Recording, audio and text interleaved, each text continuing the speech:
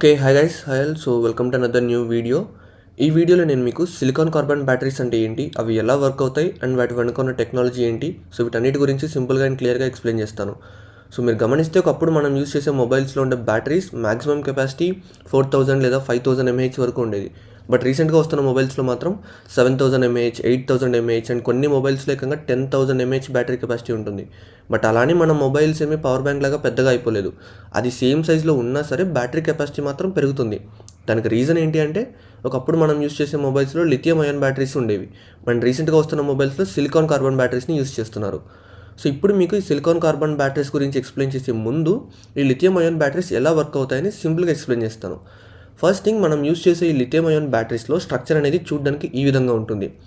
Battery లోపల ఒక anode and ఒక క్యాథోడ్ ఉంటాయి. వాటి మధ్యలో ఉండే స్పేస్ అంతా కూడా ఎలక్ట్రోలైట్‌తో ఫిల్ అయి ఉంటుంది.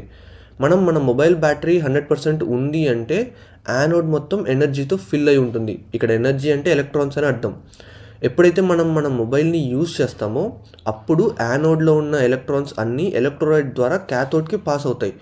అప్పుడు క్యాథోడ్ అంతా కూడా ఎనర్జీతో ఫిల్ అవుతుంది అండ్ యానోడ్‌లో ఉన్న ఎనర్జీ మొత్తం అయిపోతుంది. మన మొబైల్ 0%కి వచ్చింది అంటే దాని మీనింగ్ యానోడ్‌లో ఎనర్జీ అయిపోయింది అని. అండ్ మనం ఎప్పుడైతే మొబైల్‌కి ఛార్జింగ్ పెడతామో అప్పుడు మళ్ళీ క్యాథోడ్‌లో ఉన్న ఎలక్ట్రాన్స్ అన్నీ కూడా తిరిగి యానోడ్‌కి పాస్ అవుతాయి. అప్పుడు యానోడ్ మొత్తం ఎనర్జీతో ఫిల్ అవుతుంది. అండ్ ఈ ప్రాసెస్ అంతా కూడా ఒక సైకిల్ లాగా ఇలా కంటిన్యూ అవుతూనే ఉంటుంది. అండ్ ఈ బ్యాటరీస్‌లో ఉండే క్యాథోడ్‌ని లిథియంతో అండ్ యానోడ్‌ని గ్రాఫైట్ అనే మెటీరియల్స్‌తో తయారు చేస్తారు. ఇప్పుడు రీసెంట్‌గా యూజ్ చేస్తున్న ఈ సిలికాన్ కార్బన్ బ్యాటరీస్ కూడా సేమ్ ఇదే విధంగా వర్క్ అవుతాయి.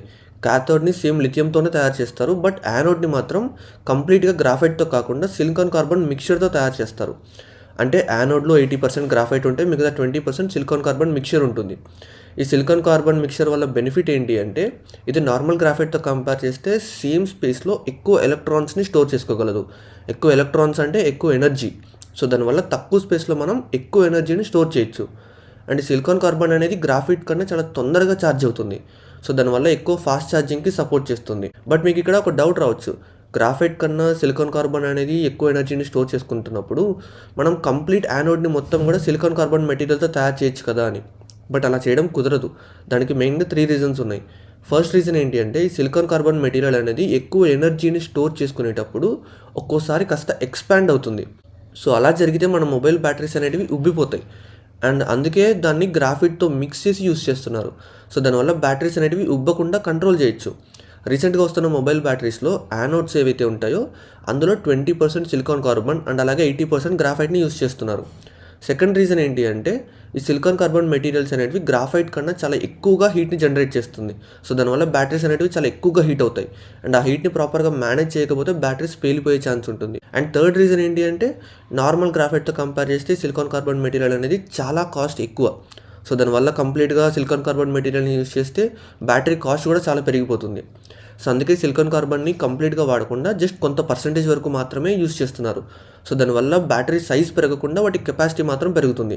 అందుకే ఈ మధ్య మనం స్లిమ్ ఫోన్స్‌లో చూసినా సరే ఈవెన్ 7000, 8000 ఎంఏహెచ్ బ్యాటరీతో వస్తున్నాయి. ఐ హోప్ మీకు నా ఎక్స్‌ప్లనేషన్ అర్థమైందని అనుకుంటున్నాను. ఈ వీడియో మీకు ఎలా అనిపించిందో కామెంట్ చేయండి. అండ్ ఈ వీడియోని డెఫినెట్‌గా లైక్ చేయండి. అండ్ ఇలాంటి మరిన్ని యూస్‌ఫుల్ అండ్ ఇంట్రెస్టింగ్ వీడియోస్ కోసం ఛానల్‌ని సబ్స్క్రైబ్ చేసుకొని ఫాలో అవుతుండండి. మళ్ళీ నెక్స్ట్ వీడియోలో కలుద్దాం. Until then take care. Bye.